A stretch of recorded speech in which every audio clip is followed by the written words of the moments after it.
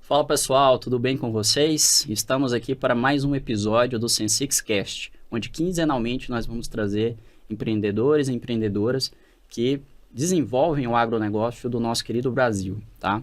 E hoje nós estamos aqui com um convidado super especial, que é ninguém menos que José D'Amico. O D'Amico tem mais de 24 anos de experiência em tecnologia e analytics, foi engenheiro de software e se destacou com o desenvolvimento da plataforma DB2 para análise de grandes volumes de dados, além de ter sido também eleito para o IBM Technology Leadership Council.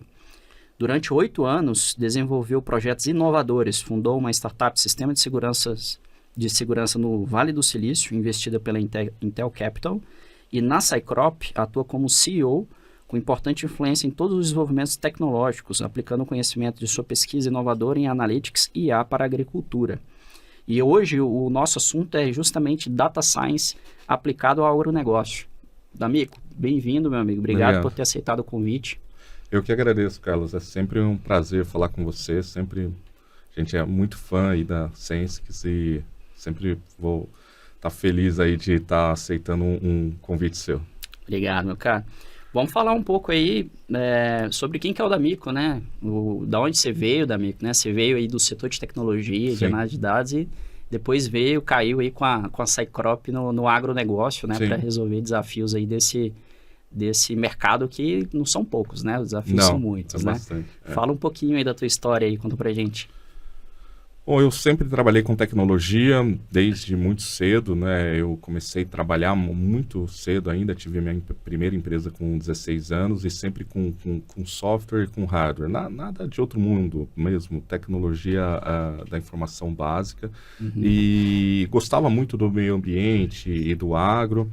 Eu gosto de dizer que eu sou de Campinas e eu morava do lado da Fazenda Santa Elisa, do Instituto Agronômico de Campinas, e eu passava muito meu tempo lá dentro. Então, sempre tinha essas duas coisas. Parte do dia eu estava mexendo com o computador, parte do dia eu estava lá na Fazenda Santa Elisa.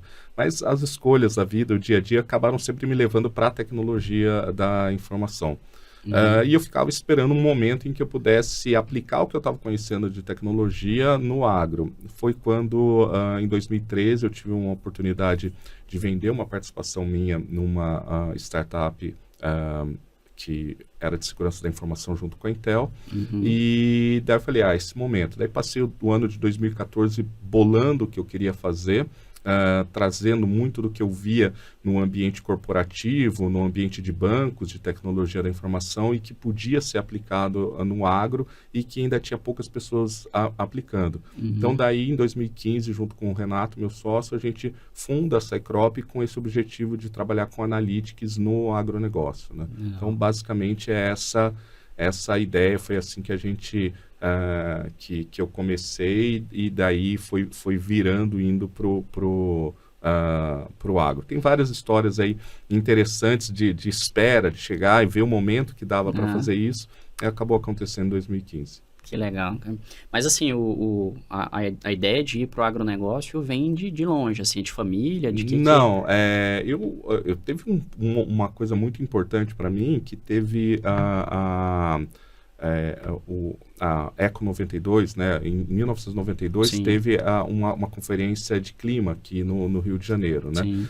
E eu lembro muito eu era novo, e eu lembro do impacto daquilo, e veio na minha cabeça a importância do Brasil para o clima, a importância para a produção de alimentos. Meu irmão estudava um pouco sobre esse assunto, e daí eu falei, poxa vida, tem uma coisa ali que eu posso fazer. Ainda era novo, muito novo naquela época, e já gostava de criar alguns sensores. Naquela época ainda eu criei um barômetro, fazia umas coisas rudimentares na oficina de casa, para não dizer que não tinha nada do agro, eu sempre conto essa história.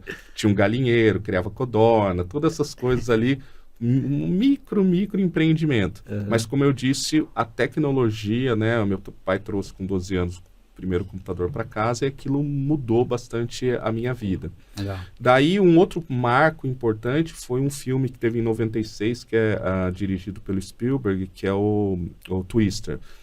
Aquele filme começa, assim, a primeira cena do filme, quando você está ali, vai pôr no Netflix, assim, a primeira cena do filme é o satélite GOES, monitorando, um dos GOES monitorando o clima na Terra. E logo na sequência, é um bando de nerd ali, a Jane Fonda e outros caras ali, com umas caminhonetes 4x4 e com umas antenas que eles estavam coletando dados direto do satélite. Legal. E eu sempre fui muito interessado por essa questão de telecomunicações. Então eu falei, cara, será que não tem um jeito de a gente, nessa pegada de do it yourself, se comunicar com o satélite, pegar dados de sensoriamento remoto e tudo mais? Ninguém nem falava nada disso, né?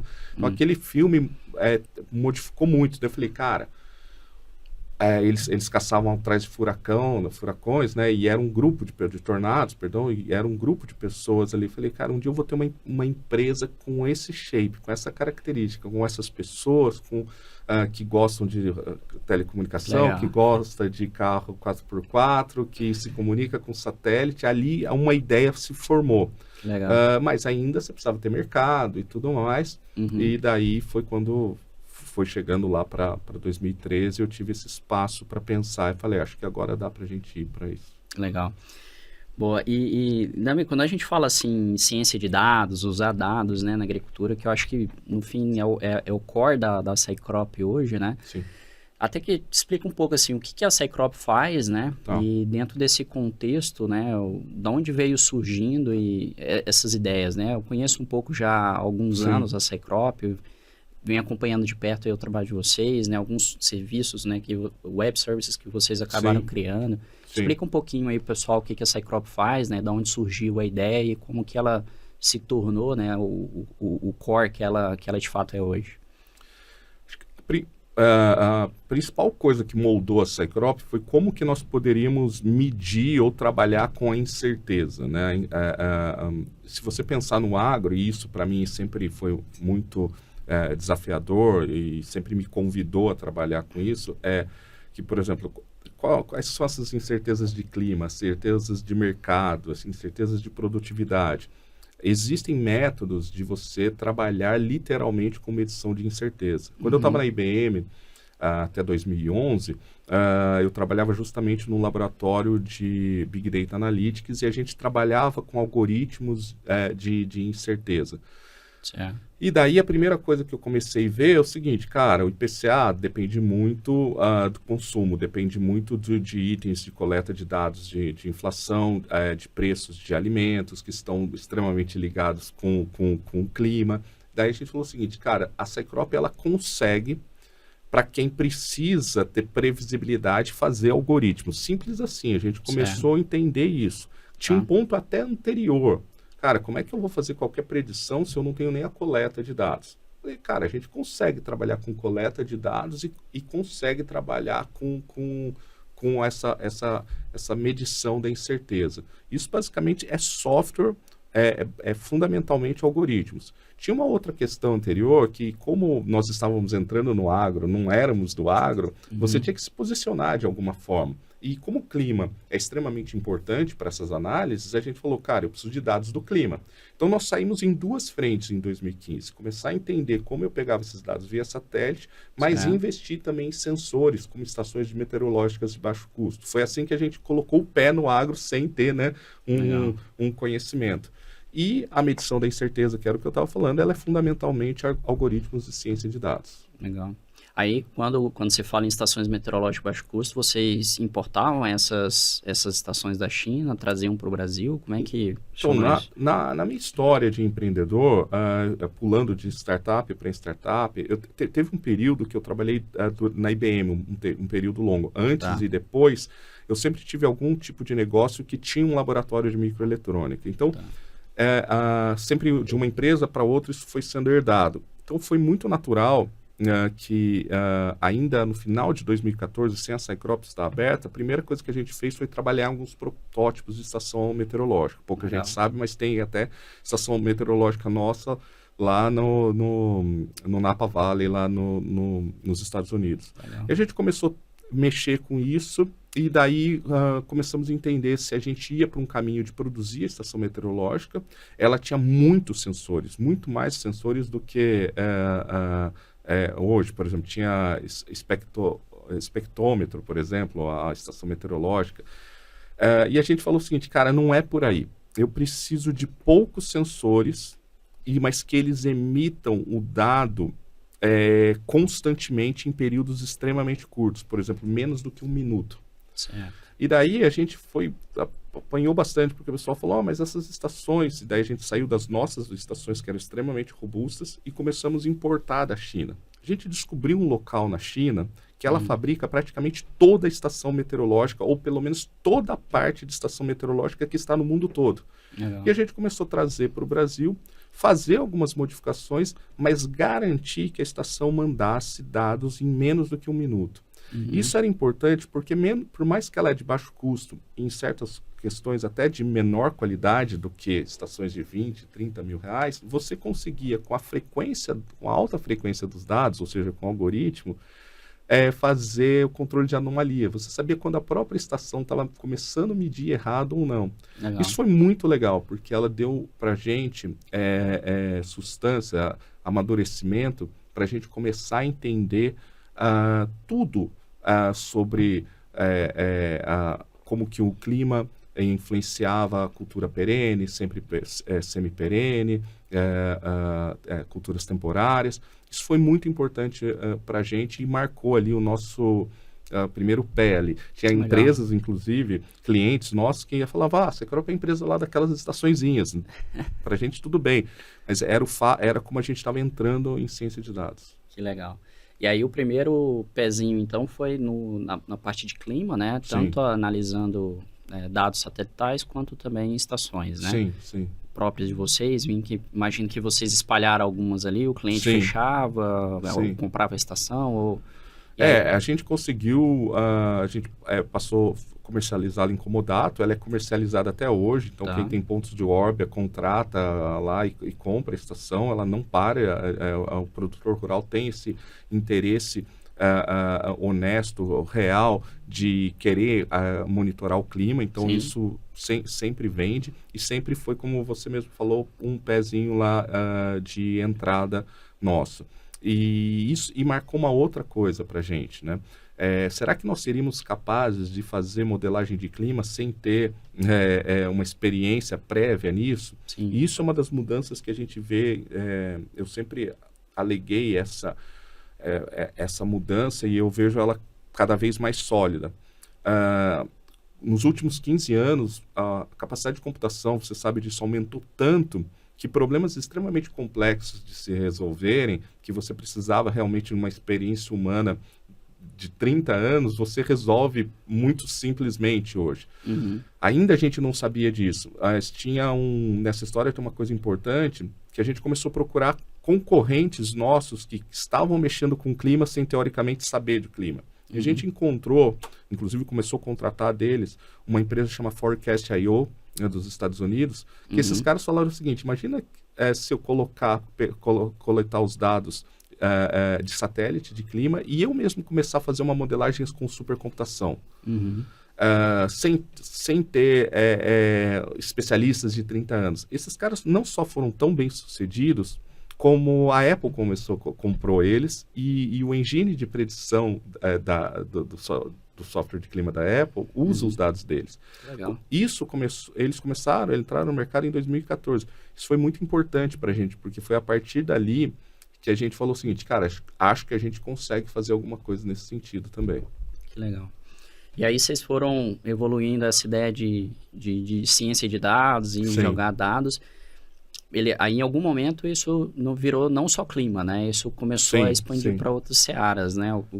Como é que isso veio evoluindo? Existiam dois caminhos ali. A gente tinha uma ideia que fracassamos miseravelmente, que foi o seguinte, olha, nós vamos conseguir aplicar esse conhecimento de tecnologia da informação com previsibilidade de incerteza para o produtor rural. E esse é um dos motivos porque a gente admira a Sensic tanto. E a gente vai conseguir vender produto, esse cara vai pagar por cartão de crédito e eu só vou ficar à noite vendo quanto que eu estou bilando, entendeu? E, obviamente, isso fracassou miseravelmente. Ninguém comprou porcaria nenhuma. A gente desenvolveu um sistema que a gente se orgulha até hoje, que fizemos em 2015, chama AgroAssist, que era o assistente virtual do produtor rural. Que era para você, juntava a ideia de um FMS com um assistente tipo um Siri, um Alexa. E não rolou. Tá lá engavetado o projeto. Mas o que acontece? Por outro, a gente percebeu que ele não tinha esses questionamentos. A gente também não tinha vivência do campo, essas coisas, e não tinha aderência. Aí a gente começou a ver que algumas empresas vinham com problemas que a gente falou, pô, eu sei resolver esse problema. Cara, isso daqui é incerteza, isso daqui é previsibilidade. Algumas empresas começaram nos dar a oportunidade. E daí a gente falou, o nosso negócio é o B2B. E, poxa, era óbvio isso, né?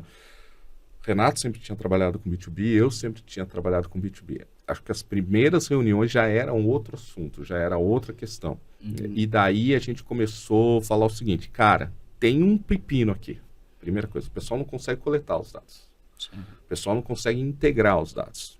Hoje a gente fala muito de Data Lake e Data Warehouse, mas lá atrás, cara, o cara não tem o Data Lake e Data Warehouse.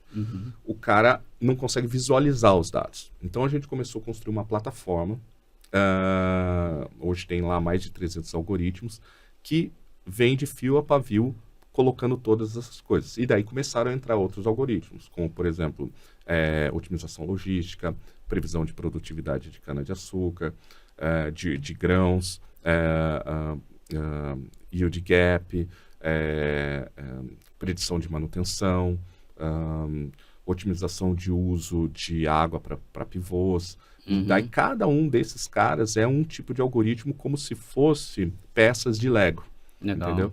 Então, a gente começou a fazer essas pecinhas de Lego, cada um é algoritmo, ou outra forma de dizer isso é como se fosse livros de uma biblioteca.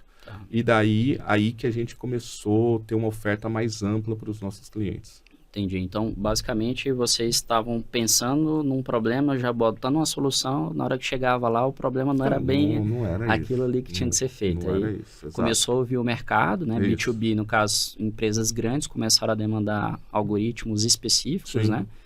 Para vocês, falou, isso aí eu acho que nós damos conta de resolver. Sim, uma coisa que, assim, mostra bem esse insucesso lá, que era o seguinte, a gente falou, você vai ter a nossa estação, a gente tem os algoritmos e eu vou chegar aqui para você, não tinha conversado com você, não te conhecia ainda, e eu vou chegar lá para o produtor e vou prever a sua melhor janela de plantio, de aplicação e de colheita.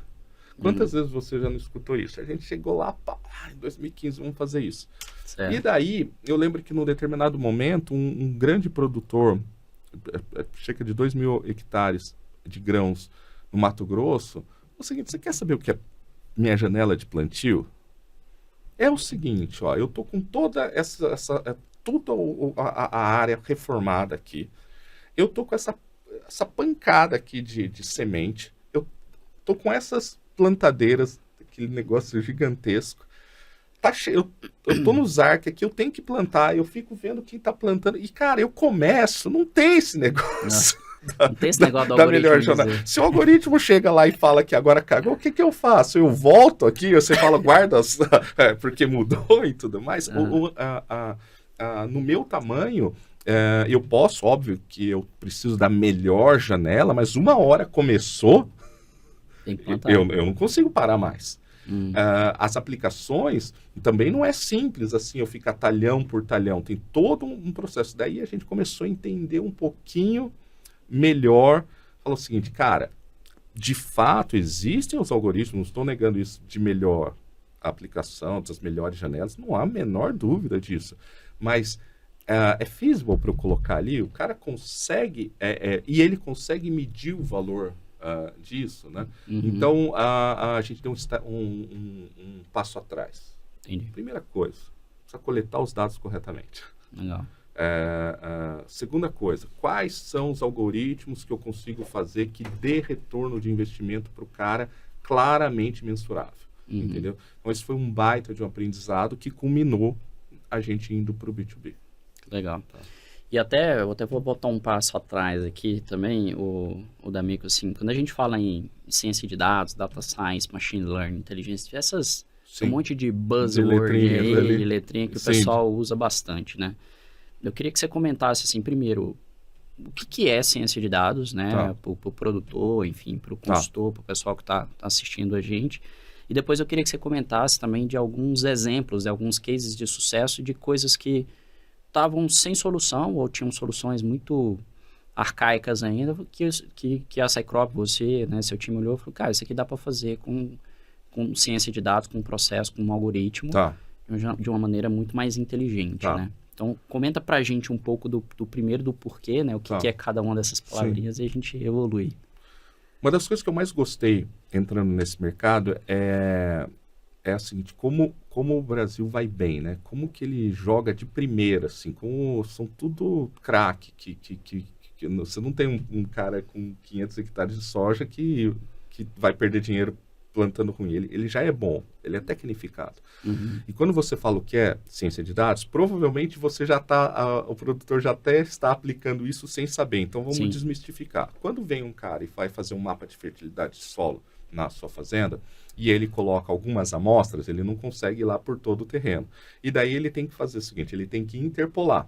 Ele tem que saber o seguinte, o que eu tenho aqui de cálcio, de argila ali, ele não consegue em todos os pontos, ele tem que fazer uma interpolação. Esse cálculo de interpolação é um cálculo matemático e já é um cálculo de ciência de dados. E não tem nenhuma análise de solo que você faça sem esse. Então, o cara já está usando ali. Até a média, se o cara for usar, a média já é uma forma de ciência já de dados. É uma forma, exatamente. E engraçado que quando a gente fala com o produtor rural, ele usa números que, incrivelmente, às vezes estão mais avançados, o jeito de ele trabalhar com isso do que a gente. Então, o senso dele de pluviometria, de radiação solar, de balanço hídrico do solo. Pô, o cálculo de balanço hídrico do solo não é simples. Então, todas essas fórmulas matemáticas que usam dados, e aí tem uma pequena diferença. Dados num fluxo contínuo, né? Ou com uma frequência determinada. Então, por exemplo, toda vez que eu vou plantar, antes de plantar, eu vou fazer um processo de análise de solo, por exemplo. Ou eu vou medir o clima diariamente. Você veja que é diferente de eu fazer uma regrinha de 3 aqui que eu não estou mais usando. Então, se eu pego dados continuamente, ou mesmo que sejam sazonalmente, mas sejam em períodos que se repetem, a safra após safra, e eu uso esses dados para obter uma performance melhor, por exemplo, para saber que tipo de correção de solo que eu vou fazer, você está usando ciência de dados. Acontece que você faz o seguinte, você coleta esses dados, recebe um mapa de solo, transforma isso numa aplicação, vai para um pendrive e para onde foi esse dado depois? Amanhã, quando você for fazer na próxima safra uma correção de solo, onde está o dado do passado? Ou você fez só numa camada, que é o mapa de solo, mas eu estou correlacionando isso com o tipo de semente? Eu estou correlacionando isso com o clima? Cada camada que eu vou colocando em cima das minhas análises, a ciência de dados, eu tenho mais possibilidade de agir com ciência de dados e com novos algoritmos. Só que eu preciso ir armazenando todo esse histórico num ambiente que me permita fazer as análises. Então, de uma maneira simples, eu falei, ciência de dados você já está fazendo. Ok. Certo.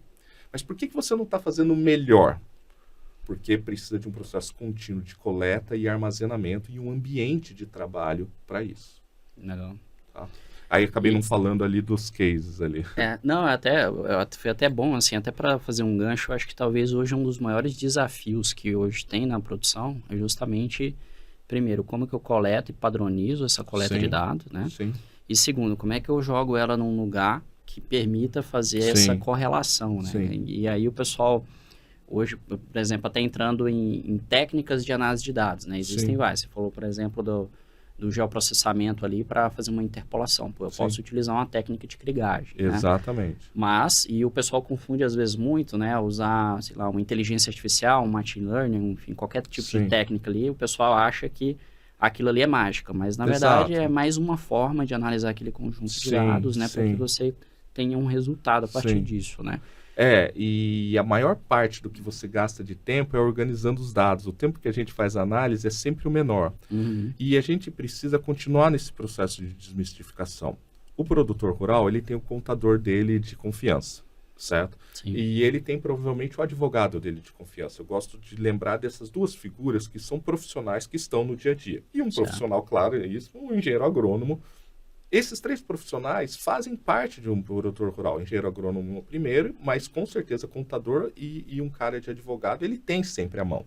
Agora, o contador vai conseguir trabalhar se ele não tiver o histórico das notas fiscais, se ele não tiver organizadinho os recibos do imposto de renda, não tem como ele trabalhar. É a mesma coisa. E o cara lá do advogado, sem ele ter as matrículas do imóvel, as CPRs e tudo mais. É a mesma coisa. Só que a gente confia nesses profissionais isso. O que muda com o digital é que são muitos mais dados, certo? Mas a mesma mente de que você precisa centralizá-los em algum lugar, e a mesma coisa que você não fica passando as suas notas fiscais para todo mundo, e nem a cópia da sua matrícula, das suas garantias safra, ou o que for o tipo de garantia sua, você não fica passando para todo mundo, isso não está tão claro no digital, isso escorre um pouco pelos dedos, entendeu? E os algoritmos, o cara usa muito, machine learning e inteligência artificial, são praticamente, a grosso modo, sinônimos. Mas se nós conseguíssemos dividir, eu poderia dizer que a ciência de dados é um conjunto de algoritmos, de contas matemáticas que eu faço para otimização, para organização. E quando eu vou para machine learning, que está ligado com ciência de dados, eu estou falando de um aprendizado de máquina, é uma forma que eu treino um programa para que ele consiga rodar sozinho e depois que ele rodar sozinho, ele tire as suas próprias conclusões, vamos dizer assim. Que legal. Vamos entrando então no tema, assim, eu acho que até aqui deu para entender, né, sobre um pouco dessas nuances. Vamos botar mais na prática agora, D'Amico, assim, você consegue citar aí alguns exemplos, né, de como que a ciência de dados pode ser aplicado no agronegócio e talvez até citar alguns exemplos que vocês mesmos aí na Cycrop puxaram ali, que eu tenho certeza que tem muito case interessante aí. Vamos a alguns cases legais. Um deles é predição de manutenção de máquinas. Legal. As máquinas vão quebrar, certo? Elas vão quebrar e elas vão quebrar pelo tipo de uso, pelo tipo de manutenção preventiva, pelo tipo de manutenção corretiva sequencial que ela está sendo feita e pela relação dela com o ambiente. As máquinas quebram por como elas trabalham, mas também com a relação que ela tem com os operadores. Se você conseguir todos esses dados, as notas fiscais de tudo que você gastou nos últimos meses com manutenção preventiva, então essas notas são de manutenção preventiva. Essas notas aqui de manutenção corretiva. Foram feitos essas ações. As máquinas quebraram nesses momentos, nesses talhões. Se você pega esse histórico, você prevê quando uma máquina vai quebrar. E qual que é essa diferença? Todo mundo sabe que corrigir custa mais do que prevenir, né? Isso sem falar da disponibilidade de máquinas e tudo mais. Então, você consegue, com algoritmos de ciência de dados, diminuir dramaticamente o custo de manutenção corretiva. Então, esse é um ponto, assim, muito importante. Ainda mais com os dados que nós coletamos direto da máquina, né? Então, todo tipo de grande marca de máquina, ela já faz a telemetria. E se não faz, você tem a empresa que põe o bordo ali. Esses dados também são fundamentais para entrar nesse conjunto de você predizer manutenção. Esse é muito, muito objetivo. Legal. Até para deixar mais prático, quando vocês desenvolveram essa solução de manutenção preditiva, o que é o produto palpável assim para o produtor? É um dashboard explicando, essa aqui está chegando, essa aqui tem que fazer, como que... A gente oferece isso para grandes empresas. Então, para grandes empresas, elas veem isso de diversas formas. Algumas empresas veem isso em dashboards de de BIs ali, então ela vê o seguinte, máquinas com maior probabilidade de quebra, começa a aparecer, Legal. recomendações de parada para manutenção preventiva, possíveis itens para serem verificados na próxima manutenção. Então, basicamente é isso, mas a grosso modo, isso em dashboards super bonitos, ou isso num arquivo PDF que diga, na próxima parada, verifique isso, é essa a resposta. Uma resposta muito objetiva do que o cara pode fazer. Tá? Existem outras respostas, mas que não são só sobre a manutenção, mas tem a ver com a manutenção, que diz o seguinte, olha, na próxima vez que você for usar a máquina, evite deixá-la tanto tempo parada em marcha lenta, com o ar-condicionado ligado, por exemplo. Esse tipo de coisa que ainda parece óbvia, mas acontece muito, entendeu? É um conjunto de detalhes que fazem você ter uma utilização melhor ou pior da máquina. Tá, e hoje a Cycrop, ela fornece esse tipo de algoritmo através de uma API? Como é que funciona? Legal. Como nós trabalhamos para grandes empresas, e essas grandes empresas têm os seus próprios sistemas, certo? Elas consomem isso por API, né? Então, o que é a API? É quando eu tenho um programa que roda no meu computador, mas a outra empresa, nos computadores da minha empresa, e outra empresa consegue acessar via internet, colocar os dados dela e puxar os resultados. Mas nós estamos lançando uma plataforma que chama AgriMonitor, especificamente para isso. Legal. Tá? Aí ele vai ter uma interface também? Qualquer produtor entra lá, qualquer grupo que tenha um conjunto de máquinas, ele conecta a telemetria dessas máquinas no nosso sistema, e daí ele consegue ter os relatórios de como o relatório do uso da máquina, o relatório até do uso agronômico da máquina, recomendações, bem assim como um produto que funciona para qualquer grupo produtor que tenha mais do que uma máquina, máquinas que já têm telemetria. Legal. Tá? Bacana. E quais outros exemplos aí de dinâmica? Assim, que tem uns exemplos legais ali, por exemplo, você tem um que você conhece também muito bem, a detecção de daninhas, ele é muito utilizado, né? Então, as empresas voam com vantes, coletam as imagens, inserem essas imagens numa plataforma da Cycrop, e é feita então a delimitação das áreas onde tem daninhas, e daí esses polígonos da onde tem daninhas a pessoa pode colocar num drone para fazer uma catação química ou mesmo ir lá manualmente e tratar aquela área com daninhas. Esse é um. Outro muito interessante, isso é um que eu gosto de dizer, que é empresas que trabalham com irrigação, e daí ela tem diversos tanques, diversos lagos da onde eles bombeiam água. Legal. E você tem uma restrição de oferta de água. Então, normalmente, você tem lá o pessoal que fez todo o processo de quanto é a lâmina d'água que ele tem que colocar, ele diz o seguinte, olha, você não pode deixar nesse talhão tanto. Nesse talhão você tem que pôr tanto. E quando o cara soma tudo aquilo lá e vai ligar as bombas, não tem água para tudo aquilo, entendeu? Isso é típico, né? Como é que você resolve isso? E daí o cara ele tomar uma decisão. Ah, não, mas aqui é que eu vou colher mais cedo, já está muito bom, e eu vou vender, e daí, essa daqui já está mais antiga, eu vou sacrificar essa. É um tipo de pensamento. A gente faz que esse tipo de pensamento que você trata humanamente para um conjunto muito grande de dados, sempre vai dar errado. A gente não tem capacidade de processar todos esses dados. Então, a Cycrop tem um algoritmo que simplesmente indica claramente assim, cara, liga tal bomba durante tanto tempo, liga tal bomba. E muitas vezes a pessoa que executa isso fala, não, cara, mas isso não faz sentido. Daí a gente fala, confia no algoritmo, entendeu? Legal. E daí que acontece? Você consegue e leva em consideração tudo isso que o cara está pensando. Cara, a safra, o desenvolvimento, o estágio fenológico e tudo mais, e você consegue otimizar mesmo com aquelas restrições de água. Para quê? Para você, no final, ganhar o dinheiro que você quer, entendeu? Então, esse tipo de otimização, algoritmos de otimização são muito legais. A mesma coisa funciona com otimizações logísticas. O cara é o seguinte, cara, eu vou fazer uma colheita, eu preciso sair com a colhedora, eu preciso sair com um caminhão de vivência, eu preciso sair com um caminhão tanque, eu preciso sair com um caminhão bombeiro, no caso de cana-de-açúcar, por exemplo. A usina está aqui, Como é que eu faço? Por onde eu começo, certo? Eu vou por quais talhões, né?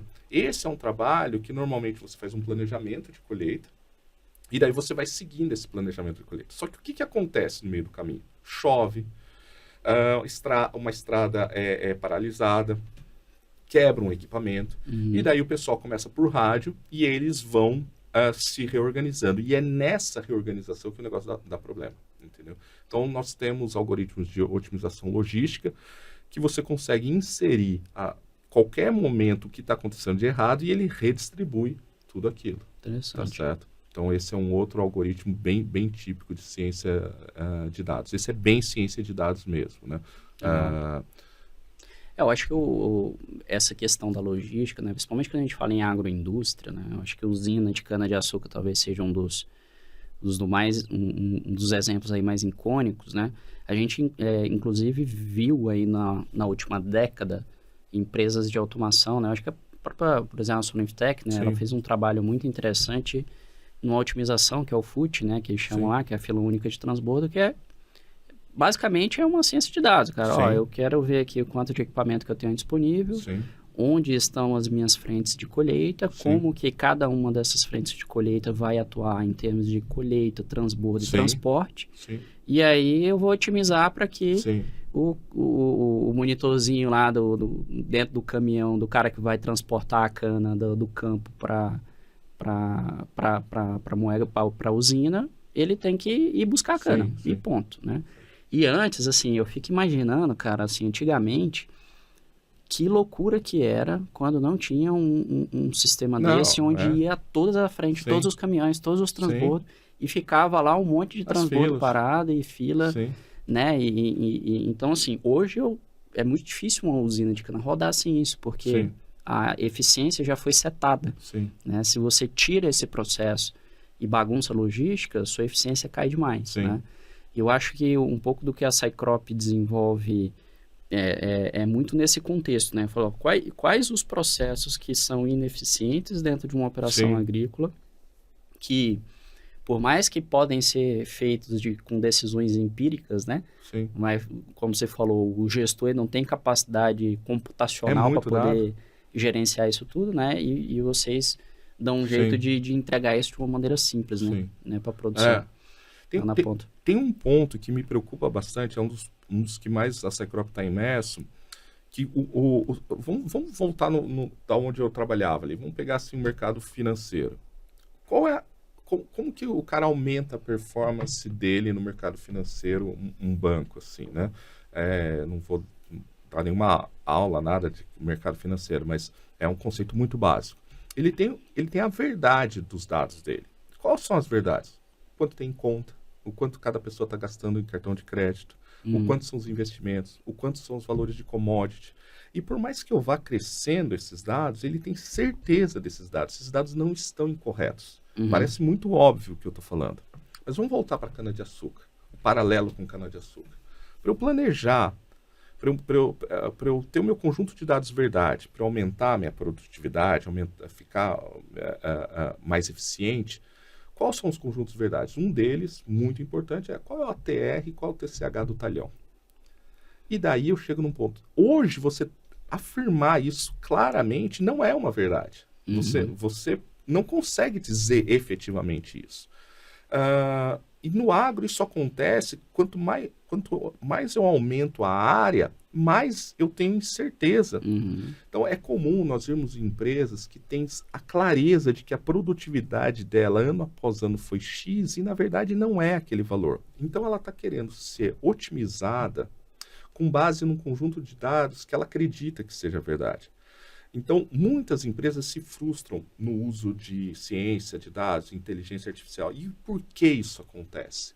Porque você não vai conseguir performar melhor se os seus dados que você julga serem verdade não são verdadeiros, entendeu?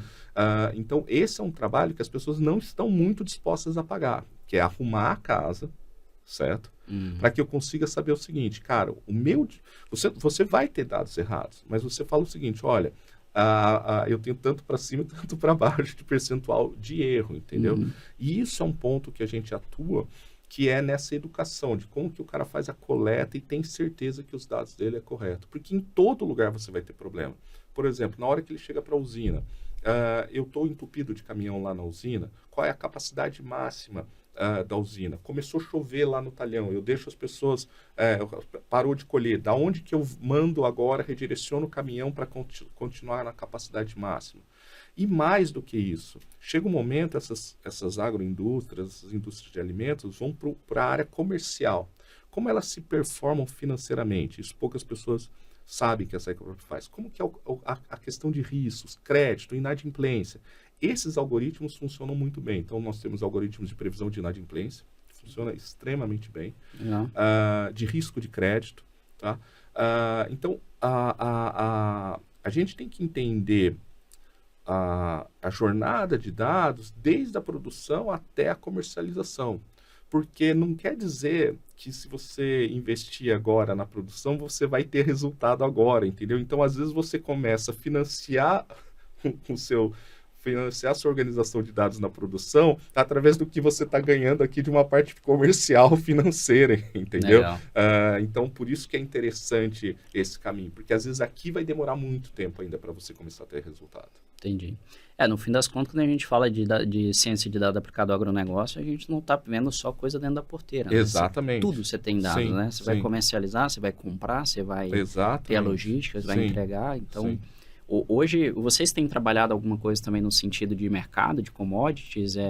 Entender, por exemplo, time de preço para poder vender? Ironicamente, a gente começou assim, certo? Hoje a gente tem alguns dados, a gente tem uma plataforma nossa que coleta esses dados.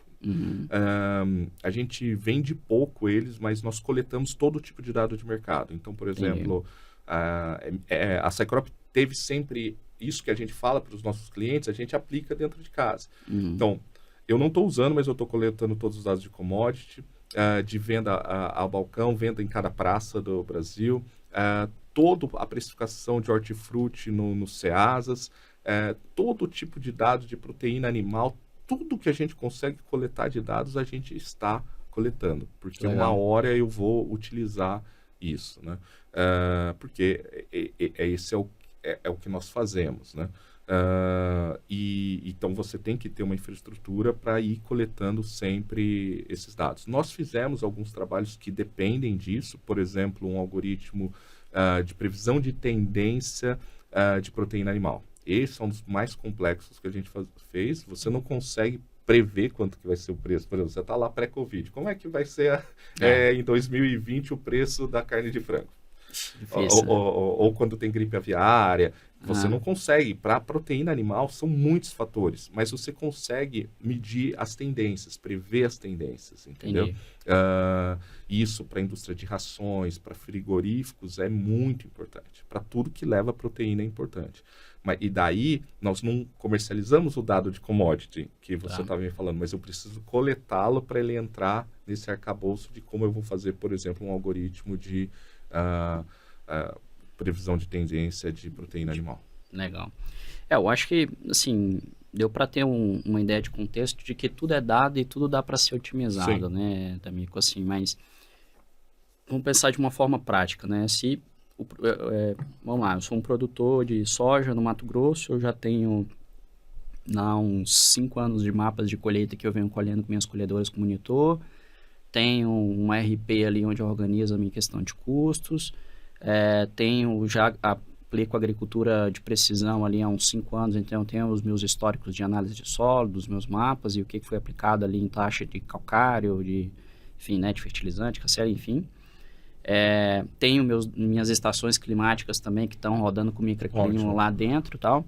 Beleza, vamos supor então que o cara já é digitalizado, né? Então, beleza, a gente gosta muito de falar que existem as soluções especialistas dentro de uma fazenda, tá? E aí ele vai tomando decisões com essas ferramentas especialistas, só que chega num momento, isso aí a gente tem visto cada vez mais comum, que o produtor quer, mas agora eu quero tomar uma decisão com dados que estão em 3, 4 plataformas especialistas diferentes, né? O que vocês recomendam para que o produtor faça, assim, né? Você já comentou aqui sobre o Data Lake, sobre integrações, algumas coisas. O que você acha que pode ser um modus operandi aí mais interessante para ele? Vou citar 3 itens importantes, vou responder a primeira parte da pergunta, o que ele faz de maneira prática, e depois eu chego no fim dizendo o que ele vai ter que ter de infraestrutura. Legal. Um cara digitalizado, que nem você falou, na parte agronômica, uma das coisas que ele precisa fazer é um algoritmo relativamente simples de ciência de dados, que se chama análise de componentes principais, PCA. Ou existem outros algoritmos que definem quais são as variáveis que mais explicam alguma coisa, ou os componentes principais que influenciam alguma coisa. Certo. Então a questão é o seguinte, os mapas de solo, as correções, ele vem gastando dinheiro para aquela produtividade. Mas ele consegue dizer o quanto ele aplicou de calcário, de fato, o quanto isso influenciou na produção dele? Por exemplo, e se ele tivesse aplicado 20% menos de calcário? Ou 20% mais? Agora, se eu somo isso para tudo que ele gastou, sai um dinheirão. Onde ele realmente não pode deixar de errar. Dado não só a questão agronômica, mas o mercado. Para quanto ele vai vender essa soja? Sim. Entendeu? Qual é o decréscimo de sacas por hectare que ele vai ter? Então, se ele tem todo esse histórico que você falou, principalmente dos mapas de solo, do clima e da produtividade dele, você consegue dizer claramente, falar o seguinte, cara, não vale a pena nesse talhão eu gastar o que eu estou gastando. Porque o potencial desse talhão é tanto, e a análise de componentes principais mostrou que, cara, não me adianta eu ir mais para frente com isso, ele não vai aumentar 3 sacas, 10 sacas, e por outro lado, vai diminuir só 2 sacas, entendeu o que eu estou querendo dizer? Então essa é a primeira coisa. Falei de 3 itens. Outro item muito importante, como que eu faço minhas compras? Eu tenho todos os dados de compra. Onde eu performei melhor na minha compra? Porque é aquele negócio, se eu compro com antecedência, teoricamente eu compro melhor, mas eu tenho que onde eu armazeno, certo? Qual é o momento certo e que de forma eu compro? Se eu comprar em grupo, certo?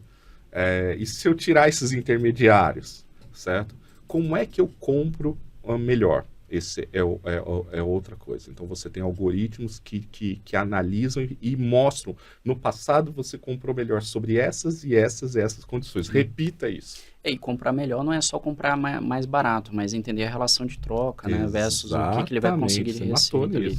Você vai comprar o negócio, mas uma relação de troca muito melhor. E, por fim, estratégico. Cara, em 5 anos...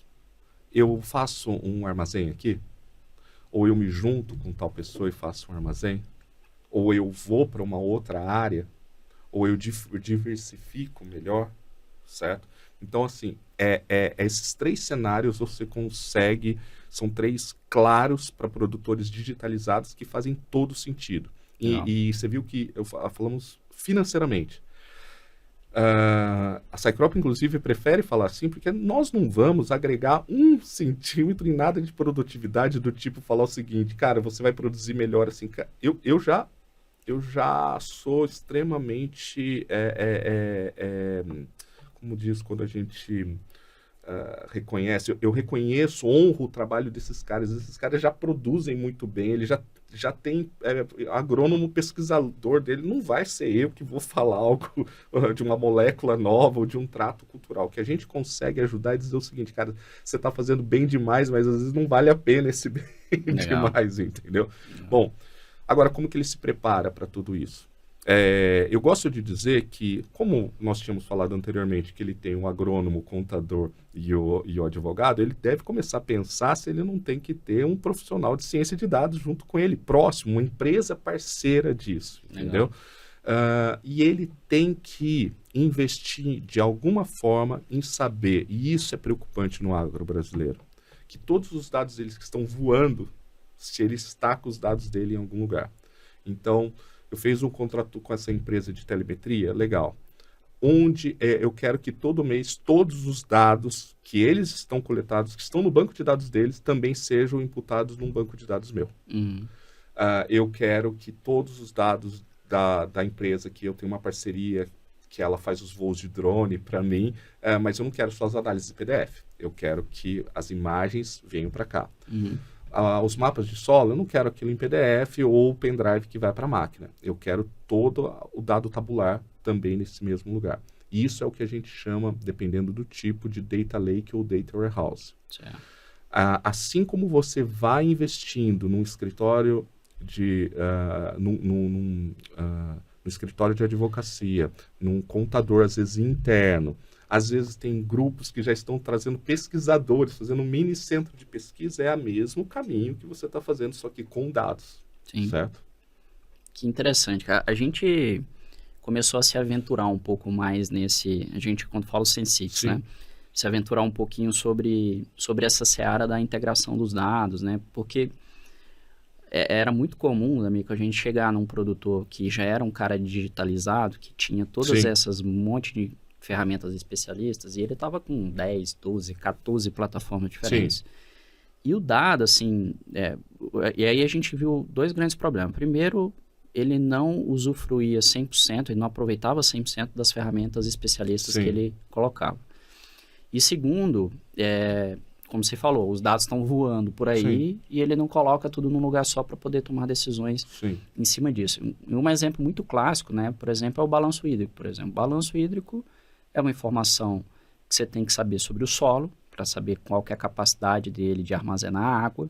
Você tem que saber sobre a operação, para saber que dia que a planta entrou ali, para que o balanço comece a ser contado. Você precisa das informações climáticas, para saber radiação, evapotranspiração, temperatura, pluviometria. Se você tem uma irrigação, você precisa saber, né, todo o processo de lâmina que foi aplicado ali. E você precisa também saber da cultura que está ali, né, cultivar, etc., para entender como é que é o comportamento de evapotranspiração dela. E aí essas variáveis vão se interagindo todos os dias e gerando ali um déficit ou um balanço ali, um positivo ou negativo, que é a planta que está acontecendo naquela planta. Então, só que essas informações hoje, tipicamente, elas estão em 4, 5 plataformas diferentes, né? E aí a gente começou a entender que o produtor ele estava muito intrigado com esse processo, né? Começou até a ter uma máxima, né? Ele falou assim, eu não quero só ver mapinha colorido, eu não quero só mapinha colorido. Então, falei, tá, vamos fazer o seguinte, então deixa eu tirar o meu chapéu de plataforma especialista aqui, né? E vamos tentar entender um pouco mais a fundo de dentro da porteira, calçar a botina, botar o chapéu do produtor, né? E aí a gente começou a fazer alguns experimentos, né? Então, e aí sempre culmina com esse grande desafio que é colocar tudo num lugar só. Né? Que é a construção lá do Data Lake, da Data Warehouse, etc, né? E aí a gente começou a fazer, a construir um pouco desses processos para alguns clientes específicos nossos que demandavam isso. E aí foi muito interessante essa dinâmica, porque a gente começou a perceber que as plataformas especialistas ainda não estão preparadas para fornecer esse dado de uma maneira fluida para o produtor, né? Isso é uma coisa que fez até nós, né, como plataforma especialista, também refletir. Falei, opa, vamos deixar esse dado numa RESTful API para o cara acessar de uma maneira mais simples, deixar o dado tanto em raster quanto o dado tabulado disponível facilmente e tal. E aí foi até interessante que um dos clientes que a gente fez esse projeto, cara, a gente demorou quase 3 meses para ter o acesso ao endpoint que a gente necessitaria para trazer para o Data Lake, né? Sendo que a gente sabia que não era a primeira empresa que tinha solicitado isso deles, né? E não é que é má fé da empresa especialista, que ela quer pegar, não. É porque simplesmente não era uma demanda que existia há 2 anos atrás, de maneira tão latente quanto é hoje, sabe? Então, eu acho que cada vez mais essas ferramentas especialistas vão estar mais ligadas nesse processo de fornecer o dado, e os produtores também cada vez mais ligados de que, eu só vou contratar essa plataforma se eu conseguir extrair essa informação de uma maneira simples para o meu Data Lake, né?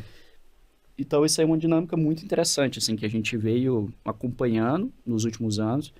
2 anos para cá, que foi quando a gente começou esse processo de uma maneira mais formalizada, a gente viu já o mercado se organizando melhor quanto a isso. Mas ainda tem muito mato alto para ser cortado aí, né, amigo? Eu acho que vocês desenvolveram muitos projetos de Data Lake, né? Assim, que eu tive acesso, inclusive, como a Sensix fornecendo os dados para o projeto que vocês estavam tocando com o cliente. Várias vezes já aconteceu isso. Exatamente. Né? Bom, essas palavras são corretas, as empresas não estão preparadas para fornecer os dados do cliente, e tem uma questão ali existencial. Eu falo pra caramba, então você vai me domando aí. Mas você tocou num ponto muito importante. E vamos pensar lá na Secrop, naquele negócio, queria ser aquela empresa que vendia as coisas e tudo mais.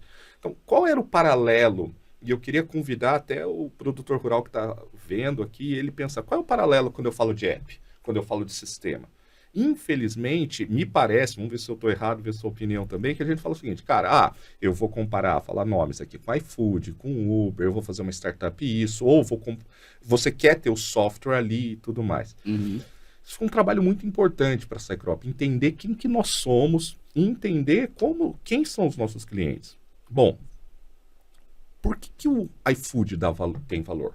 Porque você entra pontualmente nele, encomenda a comida que você quer e imediatamente aquilo se expressa, porque daqui a um tempo chega a comida ali e você resolveu, você sai do que você está fazendo e ele não precisa de dado nenhum para que ele funcione. Uhum. Seu endereço está lá cadastrado, e o Uber? Meu endereço também está cadastrado, ou seja, dupliquei o dado. Mas eu preciso sair do ponto A e do ponto B. Ele me resolve isso, o valor é objetivo e ele não precisa de nenhum outro dado de integração. Sim. Agora, seria legal se no meu WhatsApp eu pudesse chamar o Uber e contratar o iFood? Pô, até seria legal, mas não tem problema. As coisas são tão pontuais e rápidas que eu saio do meu WhatsApp, eu vou para o Uber, para o iFood, faço essa tríade e está resolvido o meu problema. Uhum. Entendeu? Agora, funciona isso para o agro? Não. E aí, como empreendedor, e não falando agora para o cliente, eu vejo o seguinte, quantas startups, e inclusive a gente, você quer ser uma dessas outras plataformas. No agro não funciona, ponto. Porque as respostas para gerarem valor precisam de interconexão de dados. Ou elas vão usar um valor extremamente reduzido. Uhum. Ela vai dar o mínimo que ela dá enquanto plataforma separada. O valor está ligado à interconexão e à importância do agro. A gente não está querendo comer agora à noite, você está querendo produzir alimento, entendeu? Exato. É commodity. O negócio é complexo. E, historicamente, ele sempre foi complexo. É por isso que você tem que ter extensionista, você tem que ter ação do governo, você tem que ter crédito, você tem que ter seguro. Cara, você tem que ter um monte de coisa para o agro funcionar. Abrir uma área para plantar já é complexo. Essa mesma complexidade está ali. Então, às vezes, as pessoas falam, pô, mas essa Secrop é complexa demais. Tá, a gente atende um negócio complexo, você não precisa comprar da gente, entendeu? Uhum. Mas daí comecei a perceber o seguinte, como grandes clientes começam a falar o seguinte, cara, eu entendi isso, não tem como ter valor. E daí ele começa a ter que integrar. Qual é o problema? A startup, ela está num modelo de negócio que abrir aquele endpoint, às vezes começa a quebrar ela, porque ela não está já recebendo muito. E daí vai começar a abrir o dado para que outro tire valor do dado dela. Então, foi aí que no nosso caso a gente entendeu o seguinte, cara, não tem jeito. Tem. Você tem que ir para a integração. E mais do que isso, o cidadão, o CPF do agro e o CPF da metrópole, não tem jeito. A complexidade do que esse cara atua, são dois cidadãos. É muito mais complexa. E mais, ele está assim com N aplicativos. Agora veja o seguinte, até dentro da metrópole isso está acontecendo. Quando você começa a ver o WeChat na China, ele é o grande aplicativo que gera tudo. Contas, comunicação. O famoso super app, né? É o super app. O Elon Musk e o Peter Thiel pensaram no super app lá atrás, antes do eBay. Por quê? Porque você não aguenta mais ficar indo de app em app. Por quê? Porque você precisa fazer os dados. Você precisa integrar os dados. Eu escrevi um artigo, nossa, quanto tempo faz? 13 anos atrás, que ele falava da esquizofrenia digital. A cada momento que eu tenho que criar uma nova conta e pôr meu nome e e-mail, né, eu sou 10 José D'Amico, 11 José D'Amico. O problema é o seguinte, que eu estou colocando dados ali que eu não precisava, certo? E pior, eu estou cada app está gerando um dado importante para mim que eu poderia estar usando ele. Só que no nosso dia a dia até funciona, no agro não, no agro tem que ser interconectado. Até porque muitas decisões só podem ser feitas quando eu cruzo isso que está em diferentes apps. Aí fica mais crítico ainda, porque uma coisa é você se incomodar de ter 10 cadastros diferentes, né? Sim. Outra coisa é você nem conseguir usar. Isso, você se incomoda, mas beleza, sua vida segue, né? Você consegue ali, mas no outro não. No agro é mandatório, né, que essas informações se comuniquem. Eu lembro quando eu escutei um termo que para mim, a primeira vez, não fazia sentido. Não, eu tenho o RP e eu tenho o RP agrícola. Mas, como é que é isso, entendeu? Mas o talhão tá aqui, tá lá, tá, o talhão... e daí eu comecei a entender. Cara, você tem um RP agrícola porque os outros RPs não têm condição de fazer aquilo, entendeu? É engraçado, porque geralmente o RP agrícola ele é muito usado para contabilizar custo, né? E custo está muito relacionado à prática agrícola, né, da operação agrícola. E aí, quando você vai para a prática, é muito específico. E o RPzão não tá nem aí. Assim, cara, consolida esse trem em custo aí, joga aqui para dentro e tá ótimo, né? Então, mas de fato, assim... E aí, uma coisa que você falou, tem um papel da TI muito importante.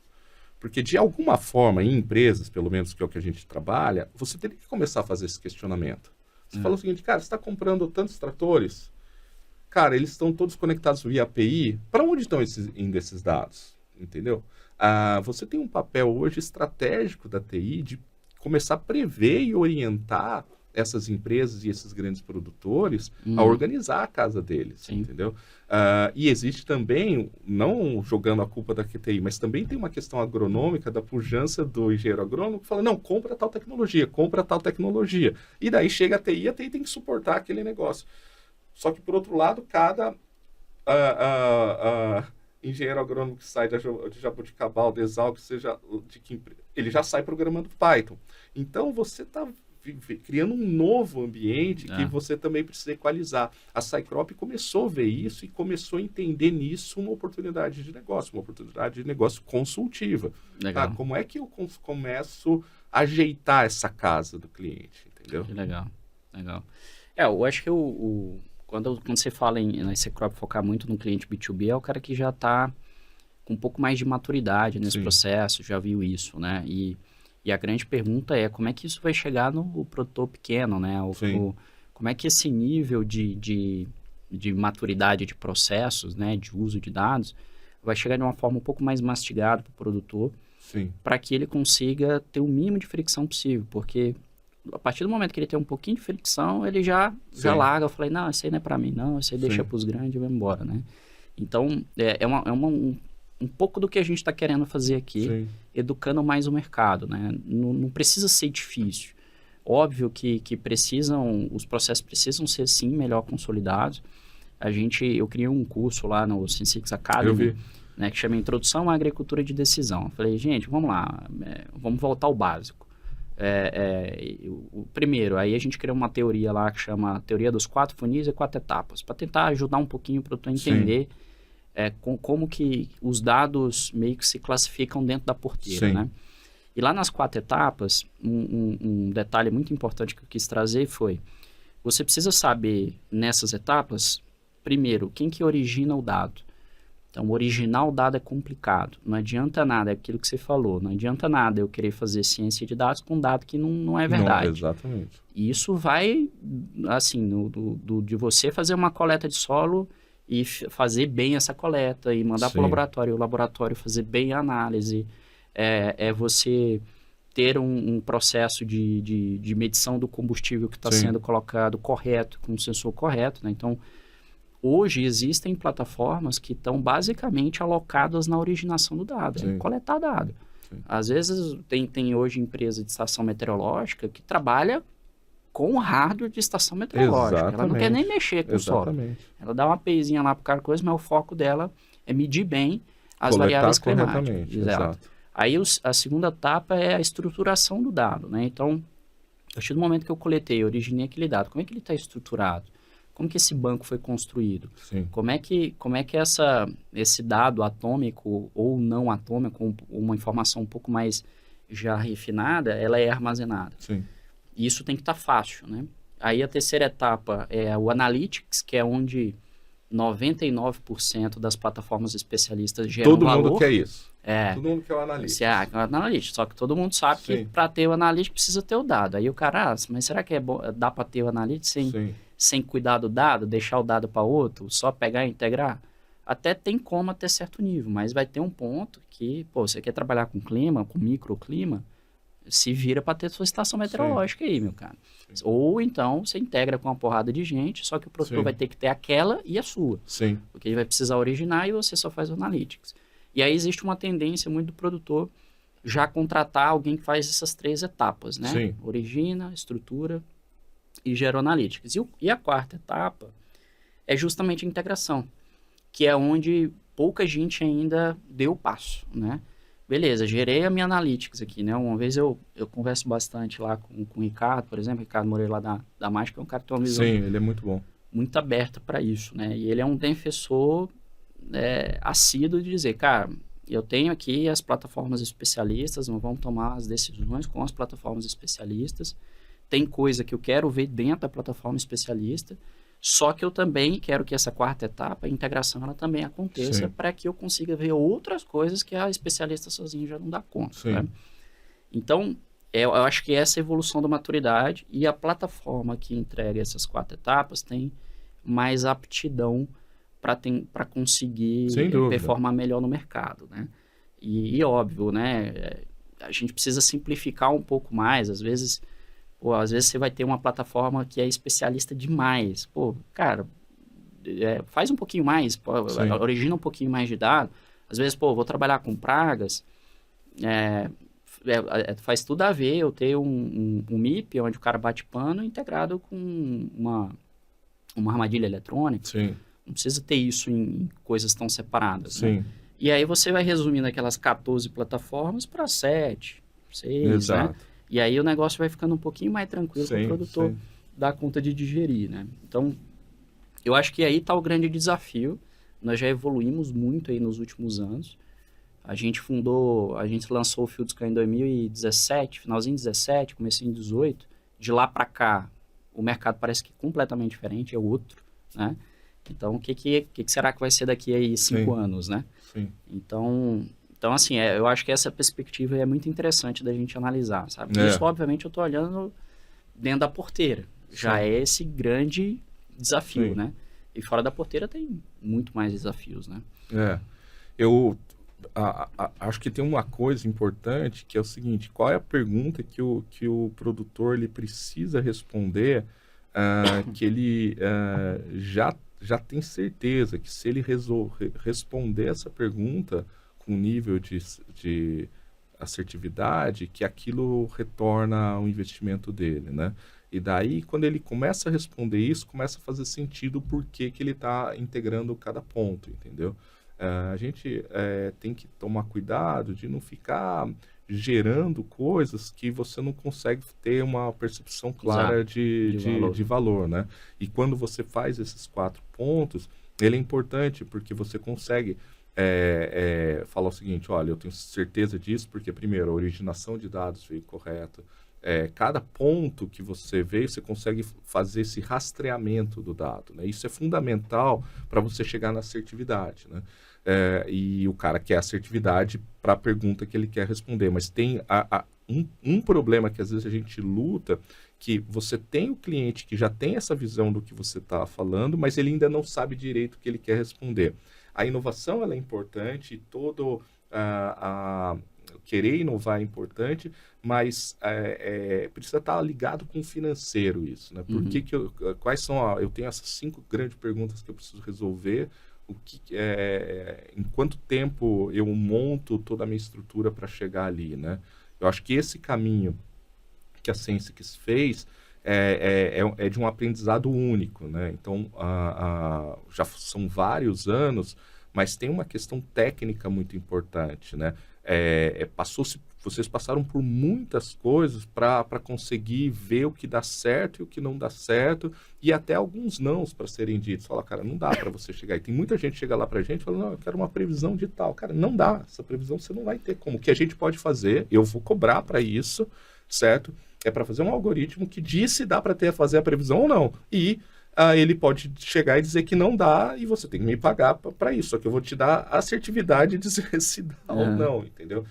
Acho que tem esse conhecimento que a gente agregou ao longo dos anos, que permite que as empresas também confiem na gente e digam o seguinte, olha, o caminho para seguir é esse, porque todo mundo quer inovar, todo mundo quer pôr inteligência artificial, pô, mas que problema que você quer resolver, né?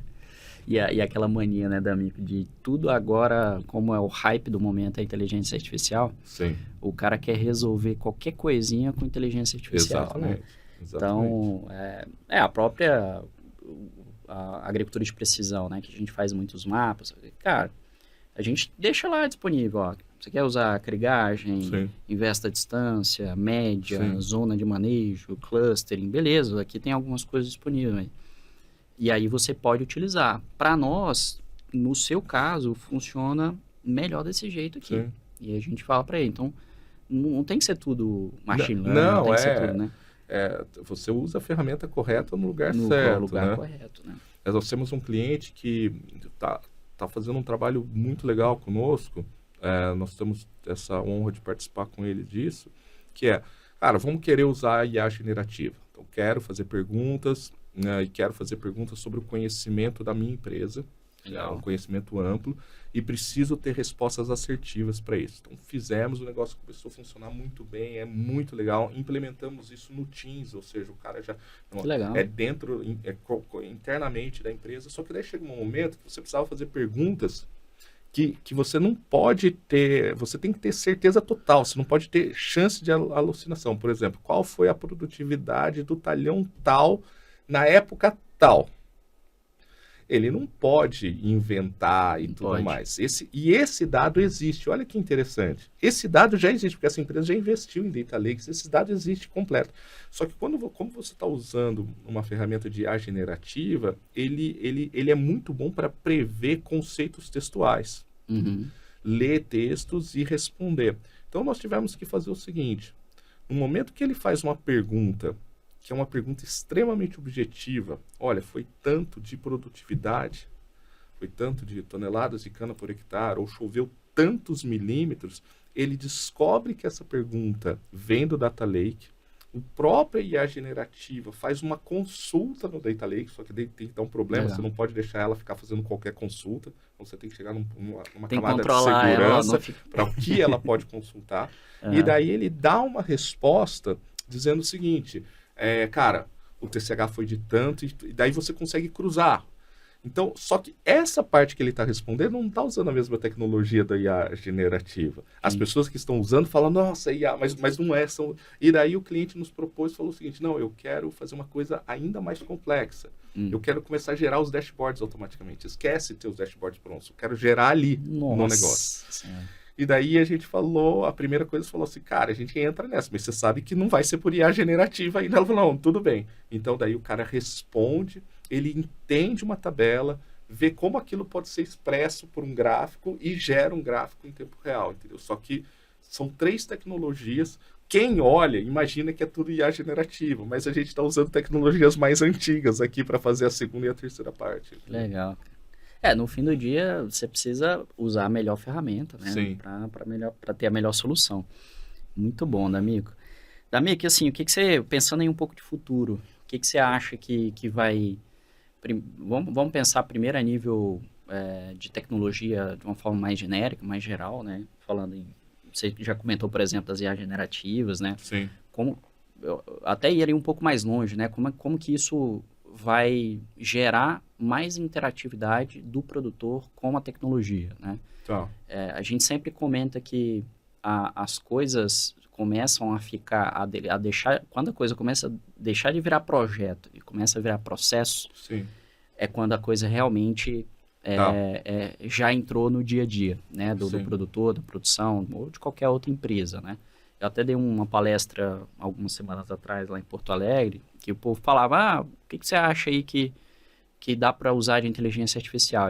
Aí eu fui pragmático, falei, gente, assim, essas IA generativas que vocês estão vendo aí, ela é uma obrigação de melhoria de produtividade, não só do produtor, mas de qualquer empresa, né? Qualquer um precisa explorar bem para que consiga ser mais produtivo em qualquer negócio. Agora, falando do produtor, eu acho que existe uma mega tendência em duas frentes, né? E aí eu queria que você comentasse um pouco sobre isso. A primeira, pensando do ponto de vista de estudar melhor as correlações de dados, Sim. né? Então, beleza, por que eu produzi 100 sacos de soja num talhão e eu produzi, ou às vezes dentro do mesmo talhão, lá no outro canto do talhão, eu produzi 60, 50? Sim. Quais são as características variáveis que estão me dando isso, me conduzindo, né, de forma Sim. mais majoritária para esse resultado? Então, esse é um primeiro ponto, né? Analisar esse monte de camada, interações que acontecem aeronauticamente. E o segundo vai mais por, igual você falou do assist, né? Ali do AgroAssist. Do AgroAssist, né? Que é engajamento, né? Sim. Hoje, talvez o maior desafio que qualquer agtech tem é como é que eu faço o produtor engajar dentro do meu produto. Exatamente, é engajamento. E aí a generativa tem esse quê mais interessante de, tipo assim, se conversar. O produtor, ele não quer ver um monte de tela. Ele quer mandar um áudio no WhatsApp e ter a resposta. Sim. Né? Então, acho que talvez essa pegada de engajamento, né? Fazer com que o IA consulte um banco, uma coisa que é um número e transforme isso numa conversa, pode ser que ajude mais o produtor a engajar nesse processo, né? E assim, eu queria entender um pouco da sua visão, D'Amico, assim, o que você acha que é uma mega tendência aí para a agricultura? Óbvio, eu estou falando muito dentro da porteira aqui, que é o domínio que a gente tem, mas a gente pode explorar um pouco mais antes e depois da porteira também, né? No mercado de commodities, preço, enfim, compra e tal. O que você acha que vem por aí, né? Tendências aí para os próximos anos? Eu acho que toda tendência, ela está ligada à capacidade de distribuição da tecnologia, né? Então, por exemplo, a gente só faz o que nós fazemos com os aplicativos porque você chega um celular, se você comprar pela internet, ele chega na sua casa hoje ainda, entendeu? Então, você tem uma capacidade de distribuição muito grande disso. E isso, normalmente, a distribuição está ligada com a infraestrutura, né? Então, nós tínhamos um grande problema. Cara, eu consigo distribuir máquinas ali, o cara consegue chegar, obviamente consegue, as colhedoras vão chegar para o cara, os tratores vão chegar e tudo mais, mas ele tem infraestrutura de conectividade? Poxa, não tinha, isso tem sido resolvido. Então, assim, a conectividade está sendo resolvida, então você tem um ponto de infraestrutura, chegar com bem durável lá para ele já era uma coisa teoricamente resolvida. Legal. Mas agora com esses dois, com a infraestrutura de internet e com as máquinas, a gente começa a chegar para um outro ponto. Eu acredito muito que todo tipo de detecção e segmentação por câmeras e sensores, isso vai... aquele negócio que você tinha... Lembra da Yara? Esqueci o negócio que era... O N-Sensor. O N-Sensor, tudo. Mas esse tipo de sensor você vai ter em qualquer máquina e isso vai ser, assim, muito importante para operacionalmente fazer com que você tenha uma eficiência operacional melhor, né? Gosto muito do que você falou, que hoje, e isso é bem típico do Brasil, eu acho que nós somos únicos no mundo, um caso que prova que nós somos únicos. Os grandes fornecedores internacionais estão tudo aqui com a equipe de inovação tentando desenvolver isso aqui no Brasil, né? É o seguinte, existe essa demanda de entender essas correlações. E aí eu acho que o papel da IA generativa ela é muito grande, porque você consegue emprestar conhecimento que você não tinha acesso de maneira pela escrita. Então, você hoje consegue fazer perguntas claras de como comparar coisas e pedir para a IA generativa te sugerir algoritmos. E aí vem um ponto importante, ela não vai te resolver isso. E não é qualquer um que vai ter que fazer isso. Você vai ter que ter um técnico capaz de desenvolver, sênior, certo? Com conhecimento agronômico, ou então vai ser um agrônomo que sabe programar, um grande programador que entende de agronomia, para fazer as perguntas de como essas correlações podem ser feitas, e aí a generativa consegue, de fato, ajudar isso. Então, a primeira coisa, as máquinas, certo? E isso, acho que essa questão de eu explorar todo o dado que for armazenado na IA generativa e como eu consigo conversar com isso. Agora, eu vejo um outro ponto, que é a integração dos dois. Como é que eu chego e começo a falar o seguinte, as máquinas começam a falar comigo. Né? Então, as máquinas com todos esses sensores armazenam esses dados da colheita, do plantio, os dados do que ela foi analisando, os dados do clima que ela foi coletando, e você começa a conversar com essa realidade sua. Entendeu? Legal. Então, eu vejo um momento em que, sim, nós vamos escutar das máquinas falando o seguinte, olha, o percentual de falhas de plantio que eu identifiquei na hora que foi assim, assado, você tinha tanto de daninha, você tinha, ou mesmo as questões da própria máquina, nós tivemos uma perda de eficiência, porque a máquina começou a apresentar tais falhas, deve estar ligado com tal coisa, e você daí pergunta, tá, mas como que eu posso resolver isso? Então, para a máquina ter esses dados, ela precisa dos sensores. Eu acho que a gente está chegando nesse momento. E a generativa paralela. E um terceiro item é como ferramentas de realidade aumentada e de realidade virtual vão ajudar nos processos técnicos, né? Então, por exemplo, a abolição completa dos manuais e tudo, e você chegar a abrir uma máquina com óculos e ele chegar e dizer o seguinte, olha, você vai ter que chegar aqui, daí falar, mas como eu desparafuso tal coisa? Tá, é rosca esquerda, você vai usar uma chave 17, tal, assim, daí ele mostra antes para você, faz o desenho lá mexendo, entendeu? Então, eu acho que esses três coisas são ali definitivamente muito importantes. Isso do ponto de vista bem lá dentro da porteira. Do ponto de vista das empresas, acho que existe um caminho muito grande de você fazer o que vai acontecer no futuro, né? Para que caminhos que eu vou com mudanças climáticas, sustentabilidade, a emissão de gases de efeito estufa, a logística, as commodities, como que eu me posiciono estrategicamente nesse mercado, né? Legal. Eu acho que as tecnologias de inteligência artificial vão ser protagonistas sobre o futuro estratégico dessas empresas. Que legal. E você tem visto alguma coisa aí relacionada a satélites também, assim, sensoriamento remoto melhorando muito a capacidade de revisita? Sim. Eu acabei não tocando muito nisso, porque isso já é uma realidade. Nós nunca enviamos tantos satélites como nos últimos 5 anos e o aumento ainda é exponencial. Sim. E nós temos hoje satélites, principalmente satélites de radar, com resoluções muito pequenas. Então, nós estamos começando a falar de resoluções de centímetros em satélites e especificamente com radar. Isso faz com que nós tenhamos a capacidade de gerar outros índices, certo? Vegetativos e que permitam, então, que eu controle, que eu consiga monitorar a condição da minha lavoura por satélite. Eu chego a dizer para você, e isso o Brasil ainda não entendeu, certo? Mas eu chego a dizer que o conceito que você tem de drone, que nós temos de drone, que eu posso ter um drone, eu digo o seguinte, se você não vai ter um satélite para o produtor, definitivamente o conceito de você ter satélites por empresas é uma coisa extremamente natural.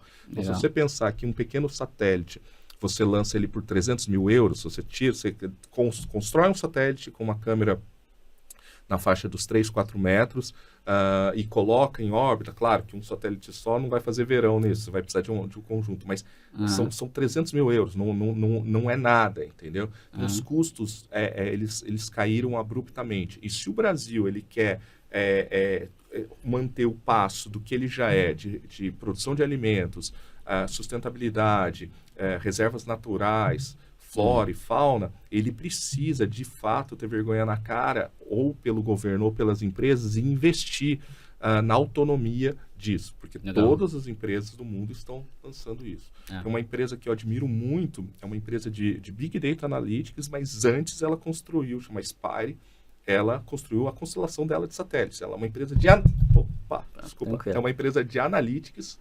A Spire, então, ela é uma empresa que eu admiro muito, é uma empresa de analytics, que antes de qualquer coisa, ela construiu a infraestrutura dela de satélites para ser uma empresa de analytics. Que legal. Eu não conhecia, ela é americana? Ela é americana, e, se eu não me engano, o CEO chama Peter Platzer, e o mundo hoje, a economia, consumo, padrões de comportamento, de como que as pessoas ocupam o solo e tudo mais, tudo por satélite. Eu acho que a gente vai viver uma próxima década aí de acesso ao espaço fantástico, né? Sim, Com redução cada vez... o custo cada vez menor, né? Para poder lançar satélites. Eu estou bem empolgado aí com algumas possibilidades aí de satélites hiperespectrais. Sim. A gente já testou um satélite também da Airbus com 15 centímetros de resolução. Então, isso. 15 centímetros e o cara aí tem, sei lá, 20 bandas. Você faz o que você quiser nisso. Então, assim, nos outros podcasts que a gente comentou um pouco sobre isso, a gente fala muito das tecnologias habilitadoras, né? Então, acho que a gente está vivendo numa década agora onde essas tecnologias estão ficando cada vez mais baratas, a conectividade, os satélites, os robôs, os sensores, né? A John Deere, por exemplo, lançou na AgriShow do ano passado o See and Spray, né? Que é uma câmerazinha que ela acopla ali na barra do pulverizador. Inicialmente, o foco é identificar plantas daninhas com machine learning e aplicar somente nelas. Só que isso, quando você bota uma câmera na barra, você vai ver basicamente tudo que existe, né? São imagens, né? Então, eu posso treinar essas imagens para doença, para praga, para uma série de coisas, né? E isso, assim, realmente abre um leque de possibilidades aí no futuro fantástico. E para quem trabalha com data science, é um prato cheio, né? Não, exato. Eu acho que, assim, essas questões de satélites são tão interessantes que antes a gente buscava os índices e tudo mais. Isso está tão commodity. Existe um projeto que chama Awesome Indexes. Tem todos os índices espectrais que você possa imaginar já catalogados com todas as fórmulas e numa biblioteca, né? Legal. Então, assim, hoje o desafio, sinceramente, é cada vez mais a gente conseguir distribuir esse tipo de tecnologia, né? E eu acho que daí um papel de empresas, até como nossas, puxando a sardinha para o nosso lado, onde a gente tem... as duas empresas são fortemente técnicas, é um diferencial muito grande. Porque a velocidade com que você faz isso e como você consegue entender um novo tipo de dado é uma característica que a gente vem montando, as duas empresas vêm montando ao longo do tempo. E isso é importantíssimo, porque você precisa entender, as pessoas vão chegar para a gente e falar, o que eu posso usar? A gente vai lá na prateleira de tecnologias e vê, é isso. Mastigar a aplicação para o produtor também, né? Porque tem muita coisa, mas como é que isso pode ser aplicado no agronegócio? É um dos diferenciais, né? Sim. Maravilha. D'Amico, acho que a gente acabou já passando bem nosso tempo aqui, mas foi super produtivo. Eu queria te agradecer mais uma vez. Enfim, ser mais do que um empreendedor que eu admiro, é um amigo também que a gente já conhece há bastante tempo. Espero que a gente possa discutir cada vez mais, tá? De data science, de machine learning, de novas tecnologias. E realmente você, né, e a Cycrops são uma das referências aí quando a gente fala de ciência de dados aqui no Brasil para o agronegócio, tá? Muito obrigado, fico honrado com o convite. Conte aí com a gente sempre. Foi um prazer estar aqui com você. Maravilha. Obrigado, cedo, amigo. Pessoal que está em casa, obrigado e até a próxima.